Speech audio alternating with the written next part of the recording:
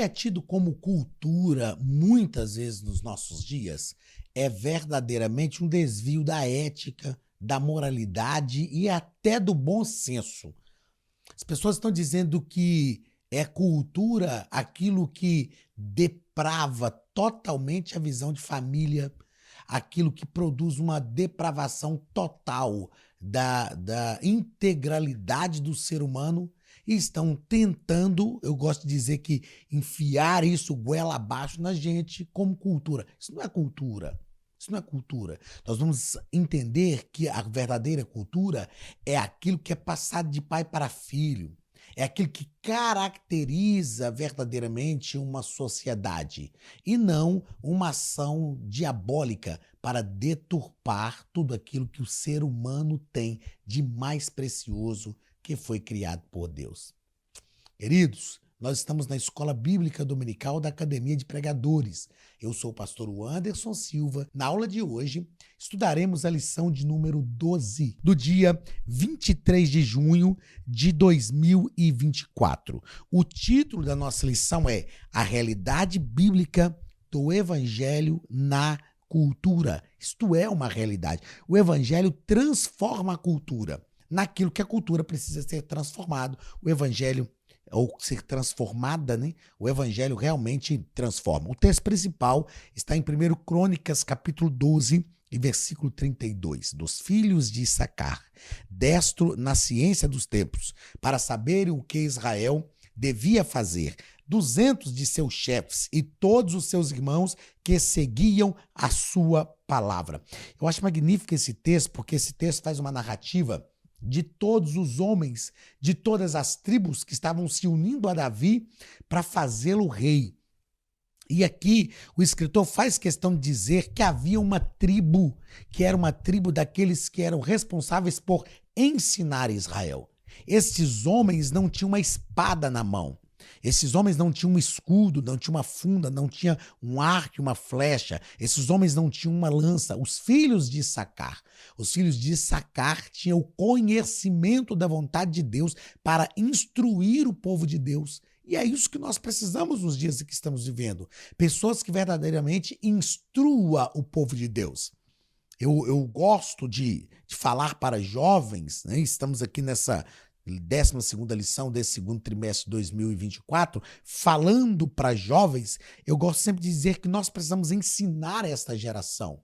Eu vim de uma geração passada, mas esta ainda é a minha geração e nós precisamos ensinar, transmitir este conhecimento a vocês, os nossos jovens, a fim de que, como diz o texto aqui, de saberem o que devia fazer. Então, que esta realidade se cumpra nos nossos dias, que a gente ensine a esta próxima geração e que a geração de vocês ensine a outra, se Jesus não voltar, e a outra às outras, a fim de que nós sempre tenhamos o conhecimento da palavra de Deus e sejamos pautados por esta palavra. Resumo da lição: o Evangelho nos ensina a interagir com a cultura de nossos dias sob a perspectiva da palavra de Deus. Gente, eu falo que a Bíblia é sagrada, a palavra de Deus, não é coisa de crente, é coisa de gente, é coisa de quem quer viver com sabedoria,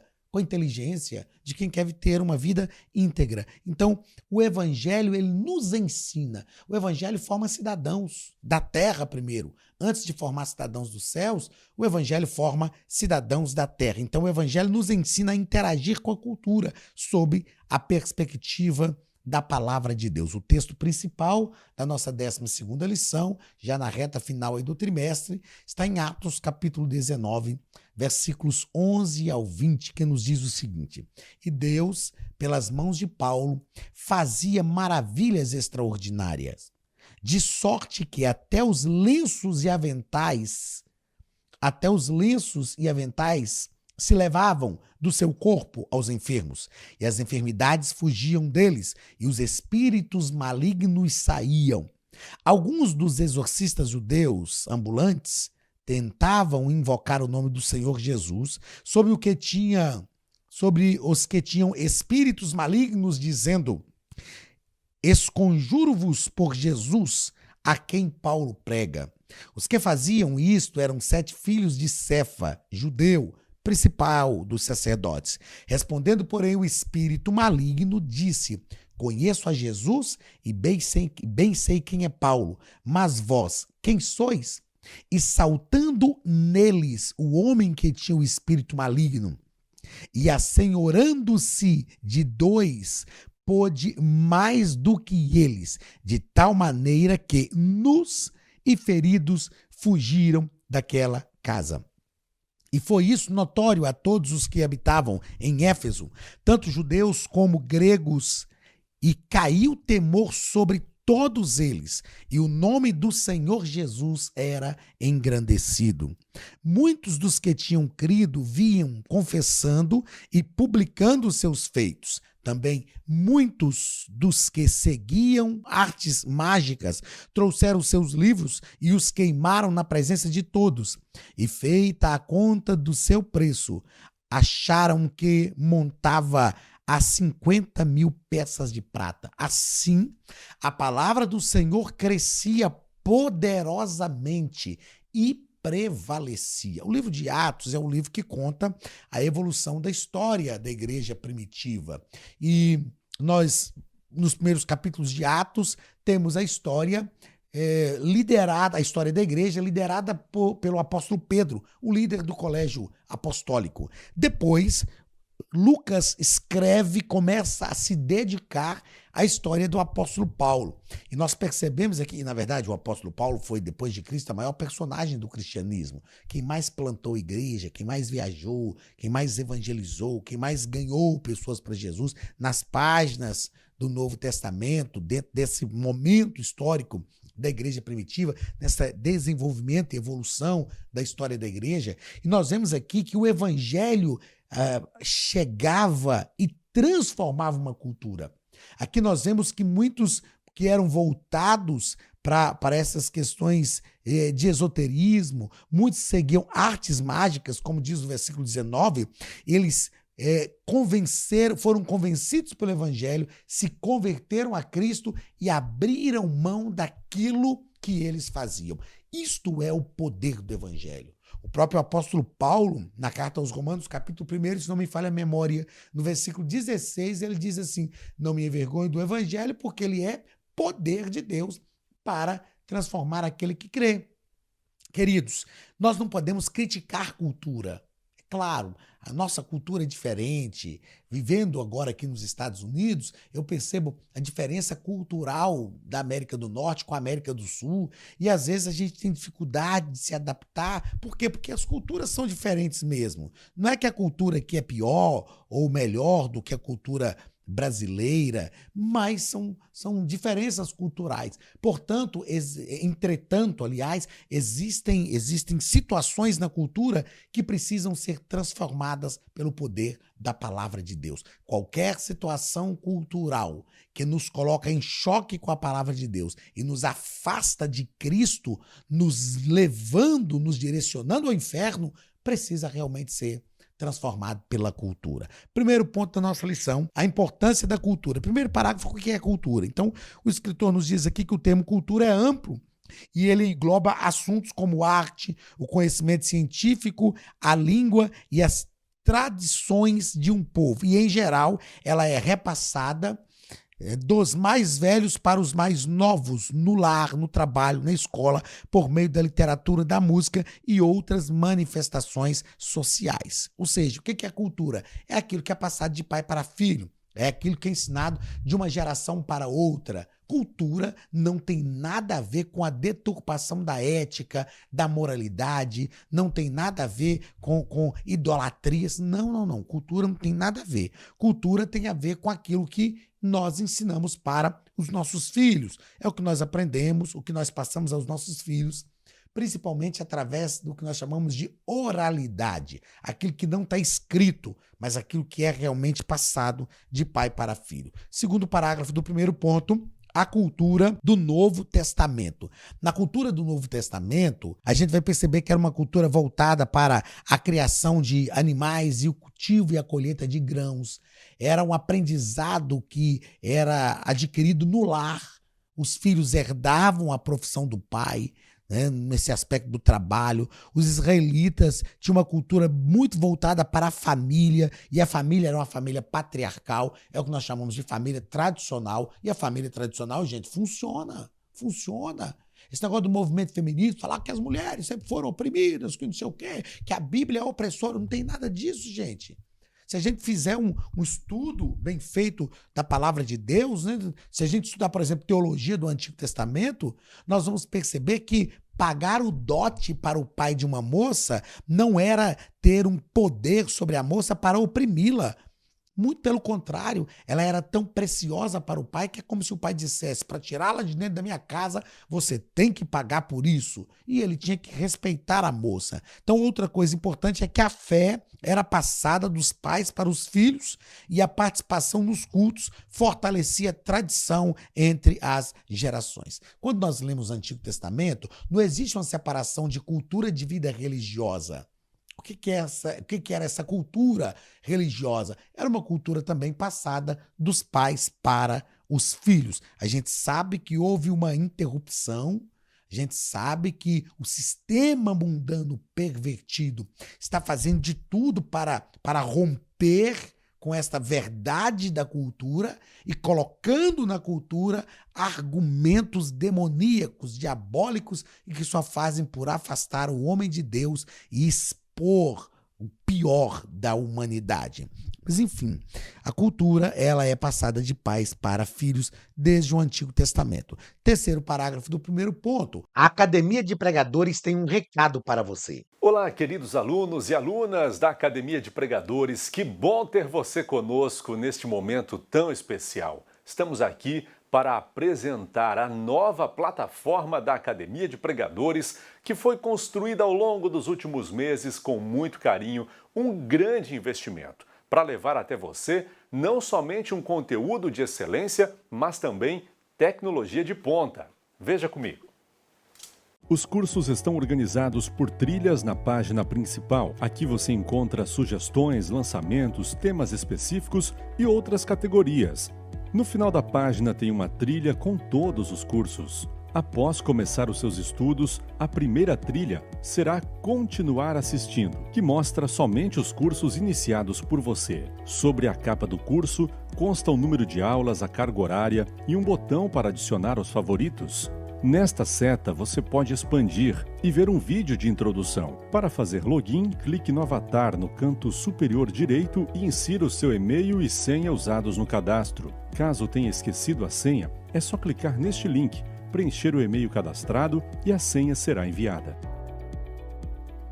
No canto superior esquerdo fica o novo menu do portal. Ao abrir um curso pela primeira vez, você vê as informações do curso e do professor. E na lateral, ou logo abaixo, se for no celular, está a lista de módulos e aulas. Algumas aulas iniciais podem ser grátis e qualquer pessoa que fizer um cadastro rápido pode assistir. Após se matricular, aqui você vê as aulas concluídas, aulas liberadas ou agendadas.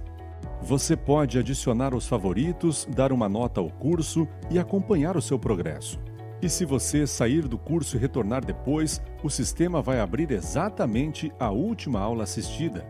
Se estiver no computador, use esta seta para ampliar a tela. Logo abaixo da videoaula você encontra os links para baixar anexos, como áudio e apostilas. E neste campo em branco, pode fazer as suas anotações enquanto assiste. Depois é só imprimir ou salvar. Quando terminar o curso, clique no botão Emitir meu certificado e ele será gerado automaticamente no mesmo instante e sem custo. Clicando no avatar, você tem acesso ao seu perfil e histórico de pagamento. Em Meus Cartões, pode adicionar um novo cartão de crédito para fazer o pagamento do seu plano. Se você já era nosso aluno e seu cartão não aparece aqui, adicione um cartão na nova plataforma. Então aproveite as novidades e clique em Assine Agora. Escolha um dos planos, venha para a Academia de Pregadores, a maior escola bíblica online do Brasil.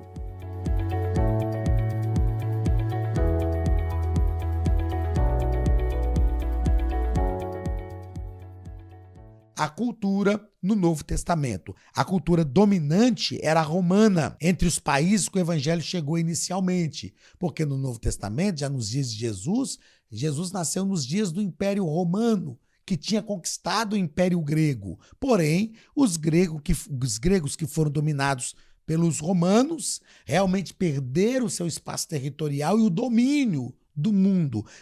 Todavia, a cultura grega, ela prevaleceu em relação aos seus aspectos filosóficos, a língua, e foram absorvidas, esses aspectos foram absorvidos pela cultura dominadora. Ou seja, nos dias de Roma, a gente fala que o povo vivia a cultura greco-romana. Por quê? Era o poder bélico de Roma, o poder governamental, administrativo de Roma, mas sobre a égide, estava sobre o domínio do pensamento grego, da filosofia grega, que é a base da filosofia que nós estudamos até hoje, desde as séries iniciais da nossa vida escolar até as faculdades. Estamos sempre estudando a cultura grega, né? A filosofia grega, que faz o ser humano pensar, que nos leva a refletir. Vamos ao segundo ponto da nossa lição, onde o nosso escritor trata sobre o evangelho e as ciências. No primeiro parágrafo, ele vai falar sobre a ciência nos tempos antigos. Os homens nunca foram ignorantes. Eles sempre desenvolveram as ciências, as grandes construções que ultrapassaram séculos, como as pirâmides do Egito, por exemplo, grandes obras literárias, são amostras de que eles sabiam como aplicar a matemática e usar a escrita de forma que perdurou. Então, o ser humano sempre teve um desenvolvimento das ciências. É claro que a própria Bíblia nos diz que a ciência se multiplicaria, e nós vemos isso na prática. Mas se a gente parar bem para pensar, o nosso escritor propõe isso aqui na lição, e eu conheci um pastor que me falou sobre isso.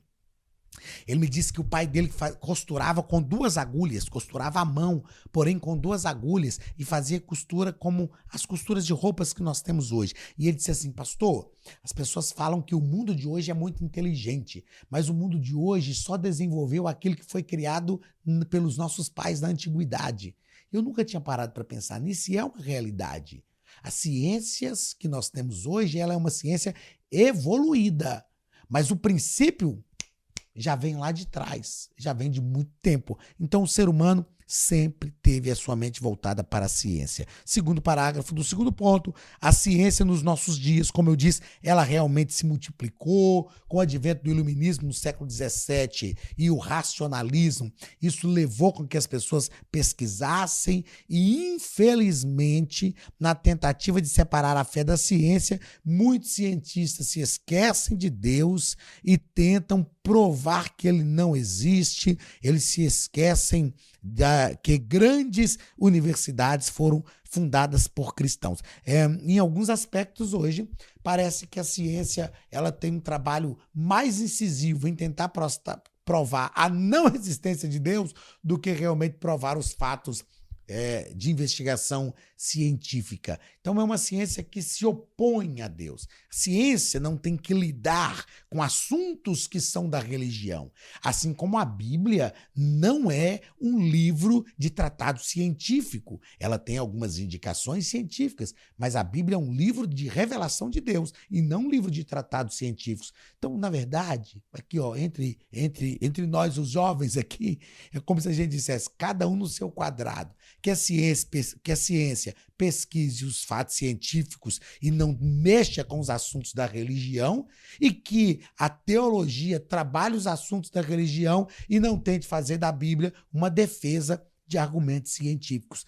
Cada qual no seu cada qual, cada coisa no seu lugar. Terceiro parágrafo, a ciência e a Bíblia. Tem um livreto que eu sempre recomendo, do John Stott. Ele é um livro bem fininho, onde John Stott fala que crer é também pensar. E ele fala sobre isso. Ele fala desse ponto de contato com a fé e a razão, com a fé e a ciência. A fé sem a ciência é fanatismo, e a ciência sem a fé é ceticismo. Então é preciso existir um ponto de contato entre a fé e a razão. É preciso que as duas caminhem juntas, e é possível a ciência e a Bíblia caminhar juntas. Quarto parágrafo do segundo ponto, a arte e a Bíblia. Deus sempre investiu em artistas. Quando a gente lê o livro de Êxodo, que Deus estava dando o tabernáculo para Moisés, né, o projeto tabernáculo, Deus falou, ó, eu enchi do meu espírito a Oliabe e Bezaleel, para que eles possam entalhar no tabernáculo. Deus sempre se preocupou com as artes, porque as artes é uma forma de manifestarmos aquilo que acreditamos, aquilo que verdadeiramente cremos. Agora, nenhuma arte que conduz à idolatria, à sensualidade ou qualquer outra forma de pecado deve ser incentivada e validada, porque não tem solidez na palavra de Deus. Deus é artista, gente. Deus é artista. Deus dá inteligência para o ser humano, para os arquitetos. Olha o templo que Salomão construiu. Olha a arca que Noé construiu e diversos outros exemplos nós temos na Bíblia de situações que Deus inspirou pessoas para obras, grandes obras de artes. Terceiro parágrafo, repito, a Bíblia não é um tratado artístico. A Bíblia é uma revelação de Deus para salvar o ser humano, mas existem sim esses registros na palavra de Deus, mostrando que a palavra de Deus envolve a integralidade da vida do ser humano. Terceiro parágrafo, uma cultura transformada pelo Evangelho. Terceiro ponto, aliás. Primeiro parágrafo, o Evangelho transformador. Eu já disse aqui na aula passada e vou repetir. Paulo asseverou no capítulo 1 da carta aos Romanos, versículo 16, se não me falha a memória, não me envergonho do Evangelho, porque ele é poder de Deus para a salvação daquele que crê. O Evangelho é transformador. E o Evangelho é transformador não é porque tem um pastor aqui falando. O Evangelho é transformador porque ele transforma. Porque a gente vê isso na prática. Por exemplo, é provado que 70% das pessoas que vão para clínicas de recuperação para viciados em drogas voltam a usar droga. É provado. Mas aqueles que são encontrados pelo Evangelho são verdadeiramente transformados e têm uma genuína e verdadeira mudança de vida. O Evangelho é transformador. Isso ninguém pode negar. O Evangelho é também na família, um dos ambientes onde a fé cristã mais tem demonstrado efetiva é na família. A gente vai perceber que Zaqueu, Jesus foi na casa dele, envolveu a família. A gente vai perceber que o ex-endemoniado gadareno, quando Jesus o libertou dos demônios, ele falou, eu quero te seguir. Jesus disse, volta para os teus e conta aos teus o que te tem feito. Se você notar, Jesus esteve sempre na sua vida ministerial ligado à família. Porque o Evangelho, ele deve envolver a família. Aliás, eu ouvi uma frase uma vez do pastor Josué, não é o José Gonçalves, Josué Gonçalves, que tem um trabalho voltado para a família, e ele disse o seguinte, família é um lugar teológico, família é um lugar de conhecer Deus, família é um lugar onde Deus se manifesta. E o Evangelho também transforma a sociedade. Não são poucos, nos diz o escritor, os testemunhos de pessoas antes iracundas, que tiveram seu comportamento mudado pelo Espírito Santo e se tornaram amáveis até com seus opositores. A palavra de Deus, o Evangelho, transforma a sociedade. Eu me lembro, vou falar aqui rapidinho, encerrar a aula, uma vez que eu fui pregar numa igreja, o pastor me acotovelou e me apontou um irmão no meio da igreja e falou comigo, tá vendo aquele irmão com a roupa assim, assim? Eu falei, tô vendo. Ele disse, aquele irmão é o tesoureiro da igreja. E ele não falou mais nada. Passou talvez aí uns 40 segundos, 1 minuto. Eu fiquei pensando, eu não sou muito curioso, curiosidade não é uma virtude minha, mas eu resolvi perguntei, pastor, por que o senhor me falou que aquele irmão é o tesoureiro da igreja? Ele falou assim, porque aquele sujeito cumpriu pena por roubo. Ele já foi preso como ladrão.